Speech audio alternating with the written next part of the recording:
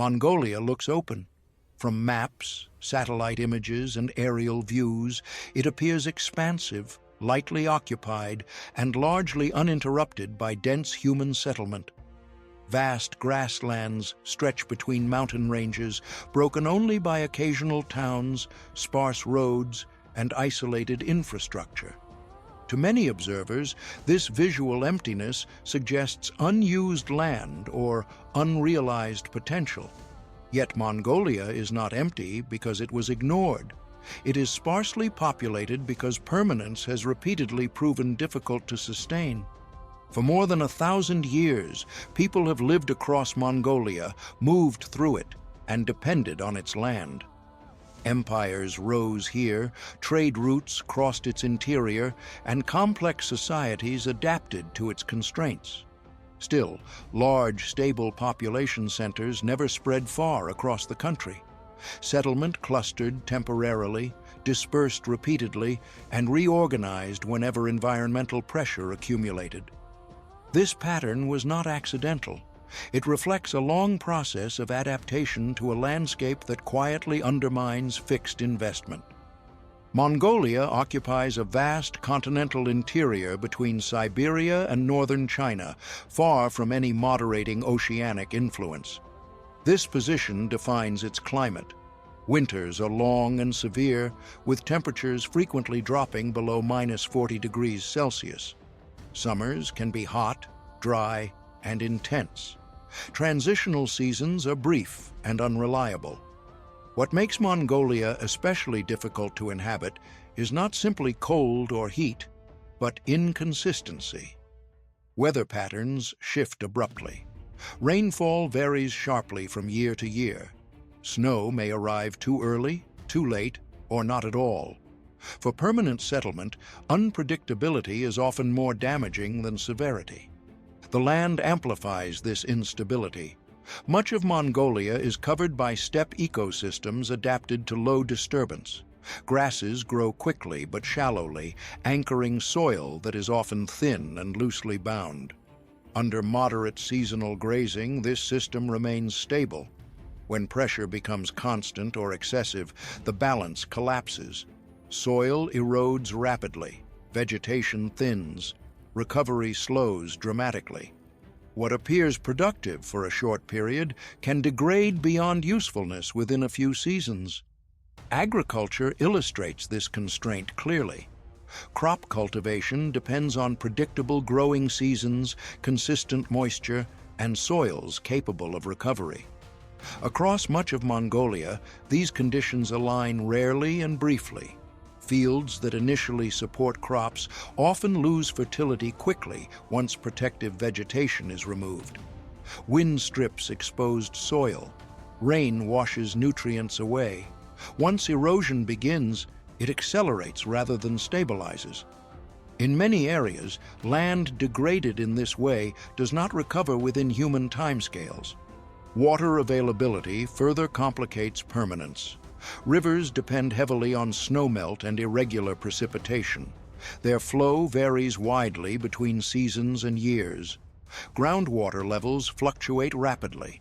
Wells that function reliably one year may fail the next. Fixed water infrastructure ties communities to sources that may not remain dependable. When water shifts, settlements face immediate pressure to adapt, relocate, or decline. Historically, Mongolian societies responded to these constraints through mobility. Seasonal movement distributed grazing pressure and reduced exposure to localized failure. Pastures were used and rested in cycles refined through observation rather than centralized planning. Camps shifted in response to weather, livestock health, and land condition. This was not a lack of organization, but a system optimized for variability rather than permanence. Mobility functioned as risk management. Losses in one area could be offset by opportunity elsewhere. Herds could be moved away from drought-affected regions. Winter camps could shift to reduce exposure to wind and snow depth. Mistakes were reversible because systems were not locked into place. Fixed settlement, by contrast, accumulated risk over time. Permanent structures required maintenance regardless of environmental change. Fields demanded continuous productivity. Infrastructure tied people to specific locations even when conditions deteriorated. Once degradation began, options narrowed quickly. In Mongolia, land does not rebound easily from misuse. Damage compounds faster than recovery. This pattern explains why repeated efforts to impose sedentary agriculture across Mongolia produced similar outcomes. Initial success was often followed by soil exhaustion, erosion, and abandonment. Infrastructure degraded faster than it could be repaired. Communities that remained too long in one place faced escalating costs that made eventual relocation more damaging than earlier mobility would have been.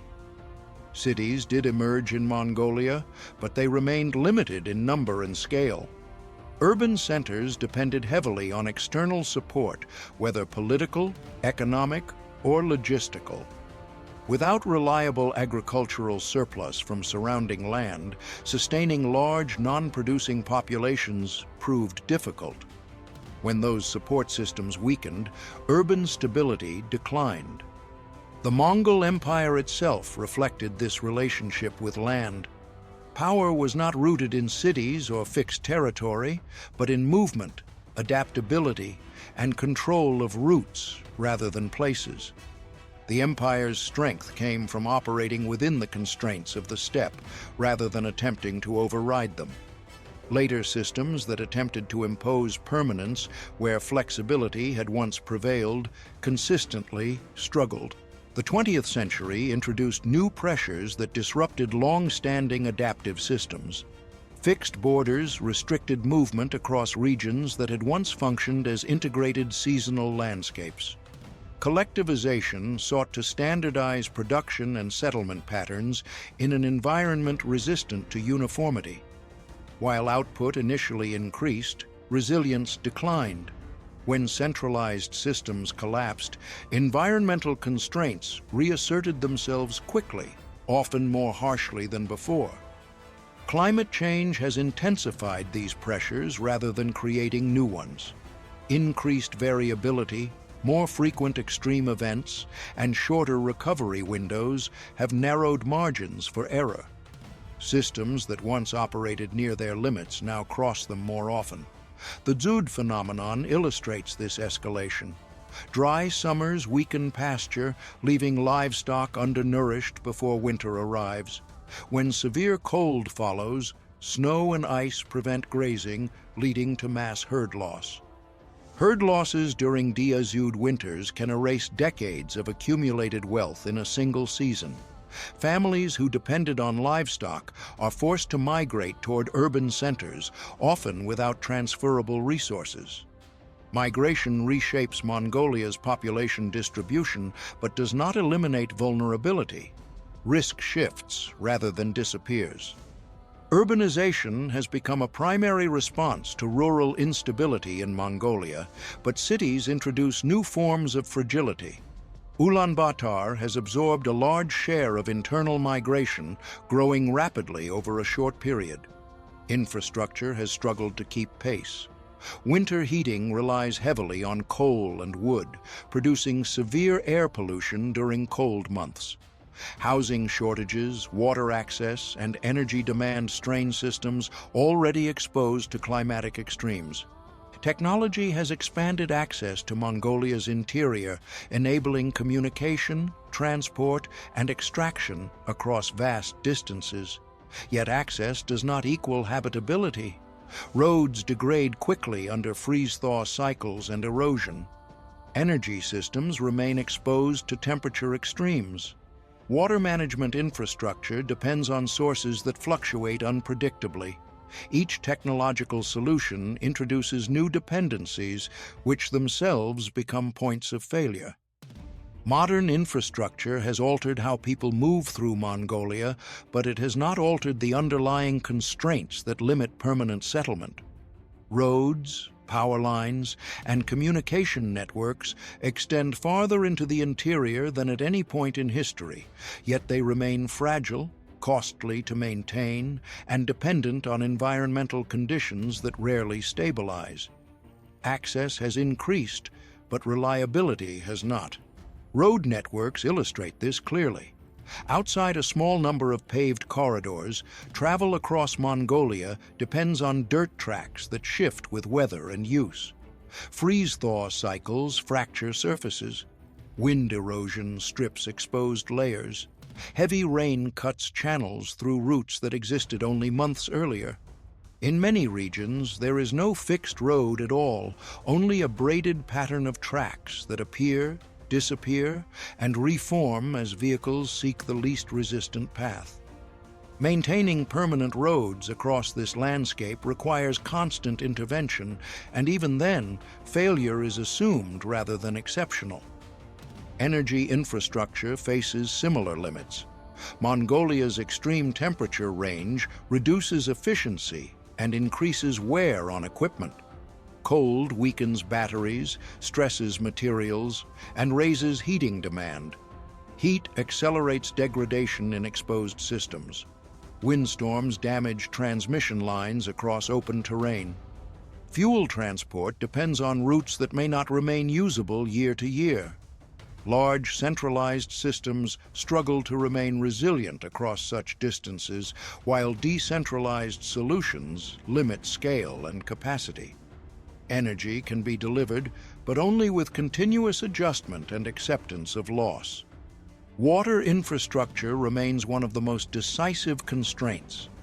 Wells depend on groundwater levels that respond rapidly to precipitation variability. Surface water sources fluctuate seasonally and unpredictably. Storage systems must account for freezing conditions that restrict access for months at a time. Fixed water infrastructure creates dependency on sources that may fail abruptly. When that happens, relocation becomes the only viable option, regardless of prior investment.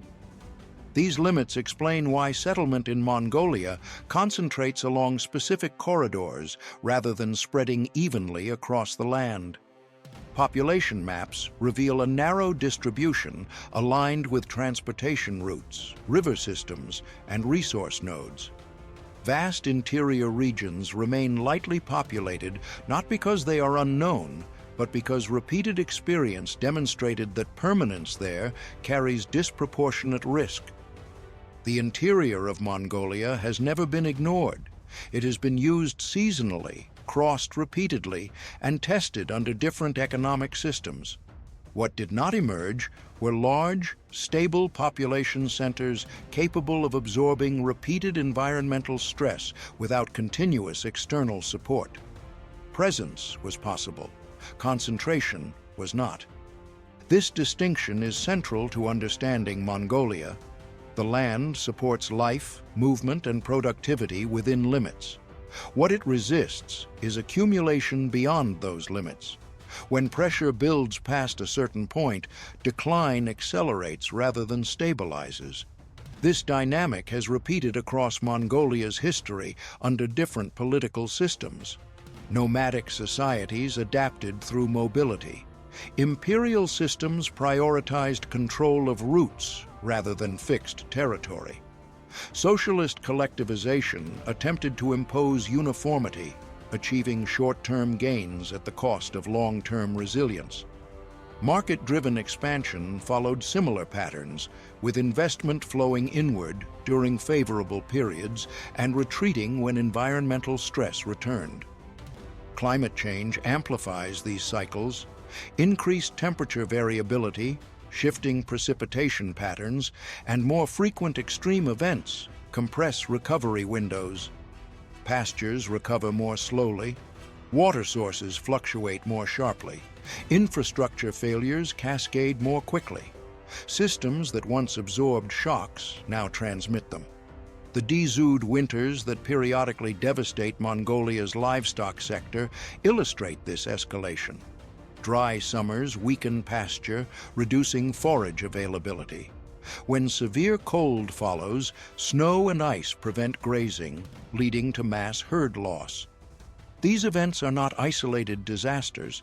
They expose structural vulnerability in systems operating near environmental thresholds.